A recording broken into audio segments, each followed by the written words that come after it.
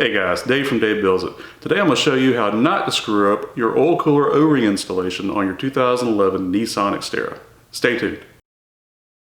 So before we get into this video, please be sure to subscribe and all the other crap. So here's the tools that you'll need to complete this job.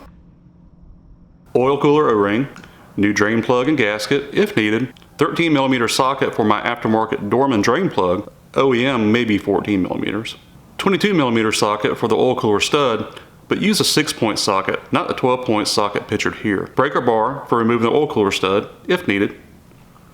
Socket extensions, I believe that I used a 4-inch, not pictured here. Socket wrench. Torque wrench in foot-pounds. A work light is helpful. Oil filter wrenches. Brake cleaner for cleaning all the flat surfaces around your oil cooler.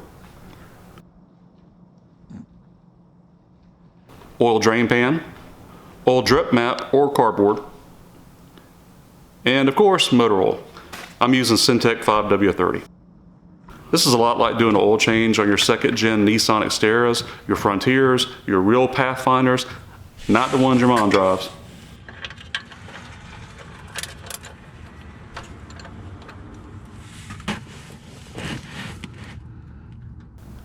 I couldn't find my gloves, so I was careful here not to get motor oil on my hands.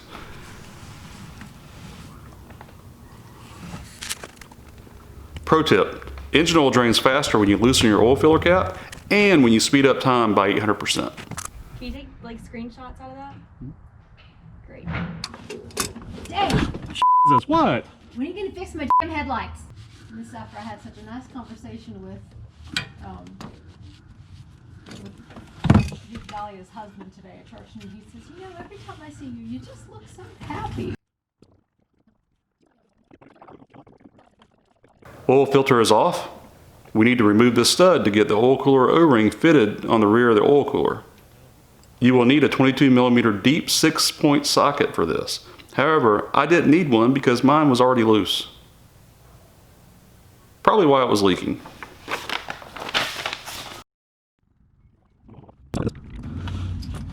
Oh shit, that coal's hot, dude. Ew. The O-ring pops out easily. Sorry, just no video of that. But here's a comparison of the old and new O-rings.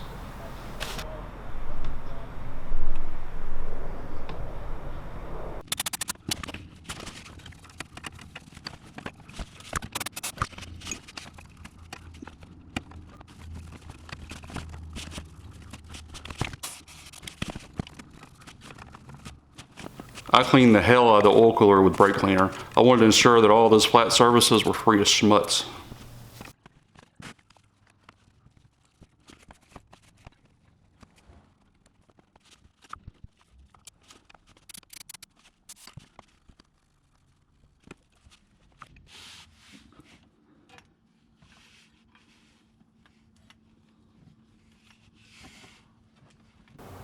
I lubed up the O-ring before sticking it in the rear of the oil cooler. You want to make sure that the O-ring remains in place while you're hand screwing the stud.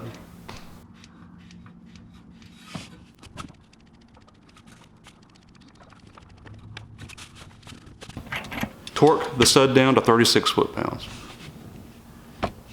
Now I didn't see this at the time, but I noticed later in this video. There's lateral movement in the socket, and I'll show you why that was a problem in a moment. I also torqued the oil drain plug down to 22 foot-pounds.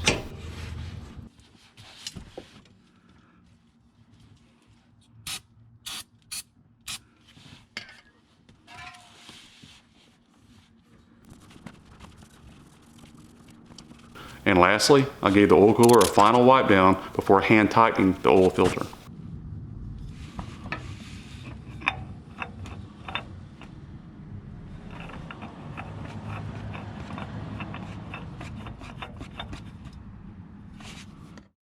It was at this moment that he knew.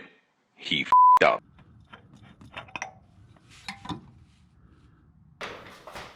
Lucky don't lock you out. So let's take a few moments and analyze what I did wrong. This is the oil cooler stud. The long end connects the oil cooler to the upper oil pan, and the oil filter connects to the short end. This is the original 12-point deep socket that I used. You can see that the reinforced lip is approximately 3/4 of an inch deep into that socket. The lateral movement of the socket resulted in this reinforced lip damaging the threads. You can see here that the oil filter will only thread part way before running into resistance.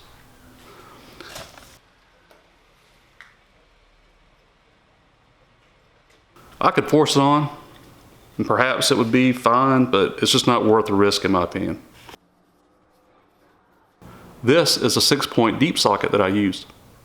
An impact socket in this case. And I should have made sure that the socket's internal reinforcement would not impinge on the threads.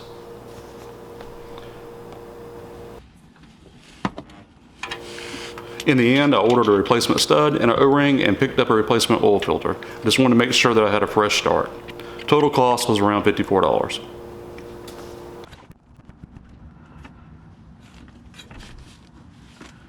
Then I put everything back together again and topped it off with Syntec 5W30 motor oil.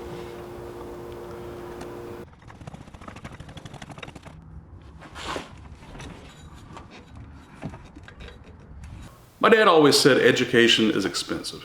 And he's not talking about college education, although that's shit's way out of control. He's talking about life education. In this case, $54 wasn't so bad. I got the satisfaction of actually fixing my own truck, and I learned something in the process of it. I'd also add that if you're not screwing something up occasionally, you're just not trying hard enough. And with that, I hope my education prevents you from screwing up. Be sure and like and share this video, subscribe to this channel, comment below. Don't forget to follow me on Instagram, Twitter, Facebook, Partridge in a Pear Tree. Oh, and Merry Christmas. Thanks for watching.